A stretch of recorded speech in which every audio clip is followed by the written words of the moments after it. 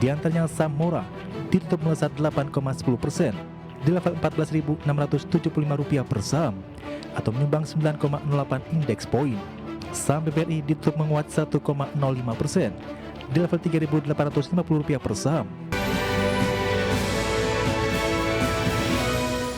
Baik pemirsa, terima kasih Anda masih bersama kami di Market Pass. Pemirsa, indeks harga saham gabungan atau IHSG ditutup di zona merah di level 8.900-an pada Jumat pekan lalu, di mana IHSG terbebani oleh pelemahan saham grup Prajogo Pangestu dibayangi antisipasi penerapan metodologi MSCI untuk menghitung free float pada saham-saham Indonesia.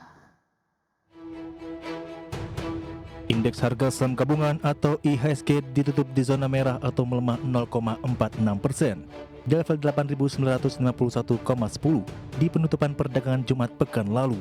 Secara intraday pelemahan terpangkas setelah IHSG melemah di atas 1% ke level 8.837,828. Dalam sepekan, IHSG melemah 1,37%. Sektor yang turun paling dalam sektor transportasi dan logistik turun 2,29%. Disusul barang konsumen non-primer melemah 2,25%. Perindustrian tertekan 1,53% dan energi terdepresiasi 0,96%. Sementara sektor kesehatan dan infrastruktur masing-masing naik 0,64% dan 0,17%. Di tengah pelemahan IHSG, beberapa saham tercatat jadi penumpang, sehingga pelemahan terpangkas.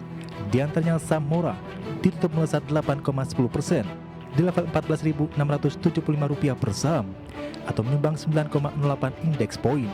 Saham BBRI ditutup menguat 1,05% di level Rp3.850 per saham atau berkontribusi 6,29 indeks poin.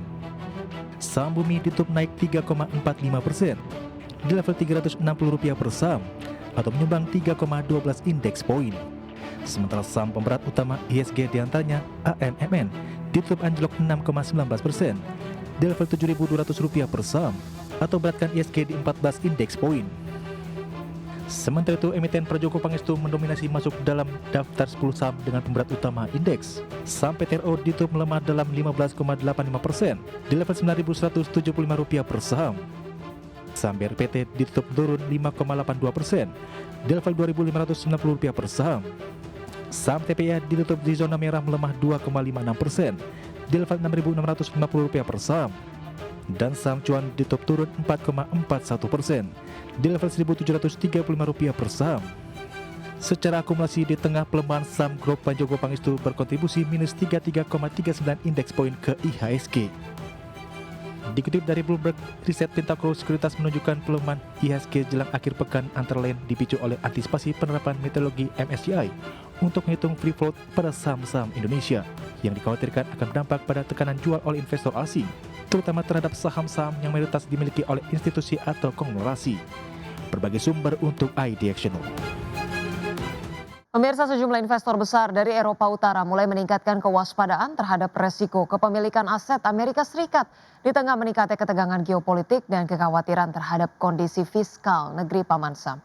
Berbagai institusi dana pensiun Eropa menilai ketidakpastian kebijakan luar negeri dan tingginya tingkat utang pemerintahan Trump berpotensi menekan dolar US Treasury dan pasar saham Amerika Serikat.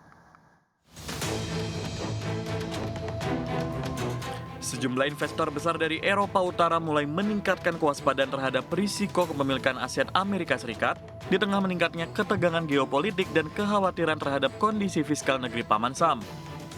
Pimpinan dana pensiun dari Finlandia, Swedia, dan Denmark pada Reuters menyampaikan bahwa ketidakpastian kebijakan luar negeri Amerika Serikat serta tingginya tingkat utang pemerintah di Gedung Putih dinilai berpotensi menekan dolar, US Treasury, dan pasar saham Amerika Serikat.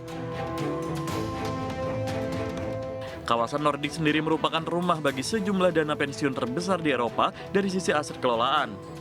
Dua dana pensiun Nordik yakni Alecta dari Swedia dan Akademiker Pension dari Denmark menyatakan telah menjual atau sedang dalam proses menjual kepemilikan obligasi pemerintah Amerika Serikat mereka. Meski keduanya menegaskan keputusan tersebut tidak terkait peristiwa terkini, namun ambisi Presiden Trump terhadap Greenland kembali memicu spekulasi tentang kemungkinan respon Eropa melalui proteksionisme finansial terhadap kebijakan pemerintah Amerika Serikat.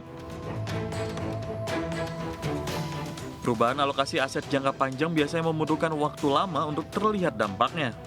Amerika Serikat dengan ekonomi kuat dan pasar keuangan yang dalam tetap menjadi daya tarik, saham-saham Amerika Serikat juga masih diperdagangkan mendekati level tertinggi sepanjang masa. Namun, ketidakpastian kebijakan Amerika Serikat memberi tekanan pada dolar yang tercatat melemah 10% terhadap mata uang utama tahun lalu di tengah kebijakan tarif dan kebijakan lainnya. Imbal hasil obligasi Amerika tenor 30 tahun juga berada di kisaran 4,9%, mendekati level saat krisis keuangan global. Berbagai sumber IDX Channel. Pemirsa, Perdana Menteri Jepang Sanae Takaichi mengeluarkan peringatan baru terhadap pasar keuangan di tengah kenaikan imbal hasil obligasi dan pelemahan yen dengan mengatakan pemerintah akan siap mengambil tindakan. Takaichi tidak menyebutkan secara spesifik apakah komentarnya berkaitan dengan imbal hasil obligasi pemerintah Jepang atau yen. Para pejabat pemerintah baru-baru ini telah mengeluarkan beberapa komentar peringatan mengenai kedua pasar tersebut, di mana yen sempat menguat tajam pada hari Jumat setelah para trader melaporkan bahwa The Fed New York menghubungi lembaga keuangan untuk menanyakan tentang nilai tukar yen, sebuah tindakan yang sering dianggap sebagai pendahulu intervensi. Sementara itu di sisi lain, pemirsa, Gubernur Bank Sentral Jepang Kazuo Ueda mengatakan bahwa imbal hasil obligasi pemerintah Jepang meningkat terlalu cepat akhir-akhir ini.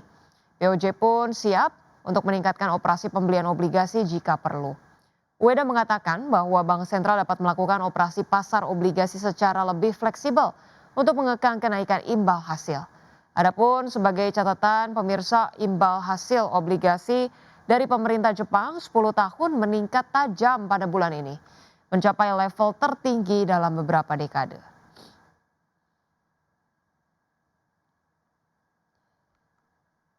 Terima kasih Anda masih bergabung sama kami. Pemirsa, PT Trisula Textile Industries Tbk menetapkan target pertumbuhan pendapatan hingga 8% year on year pada tahun ini. Ya, sejumlah strategi yang telah disiapkan diprediksi akan mendorong laju positif bagi pertumbuhan perseroan, salah satunya dengan melakukan peremajaan dan modernisasi mesin berteknologi canggih. Emiten tekstil dari Garmen PT Trisula Textile Industries Tbk menetapkan target pertumbuhan pendapatan perseroan hingga 8% year on year pada tahun ini. Sejumlah strategi yang telah disiapkan perseroan belakangan diprediksi akan mendorong laju positif bagi pertumbuhan perseroan. Perseroan memiliki setidaknya 4 strategi untuk tahun ini, salah satunya dengan melakukan peremajaan dan modernisasi mesin berteknologi canggih. Perseroan pun mengalokasikan belanja modal senilai 21 miliar dengan 70%-nya akan dialokasikan untuk peremajaan mesin. Selain itu, perseroan juga berupaya memperkuat riset dan pengembangan melalui Trisula Innovation Center guna mendorong inovasi yang terintegrasi di sektor tekstil dan garmen. Upaya ini dilakukan untuk mengembangkan produk inovatif yang sesuai dengan kebutuhan pasar.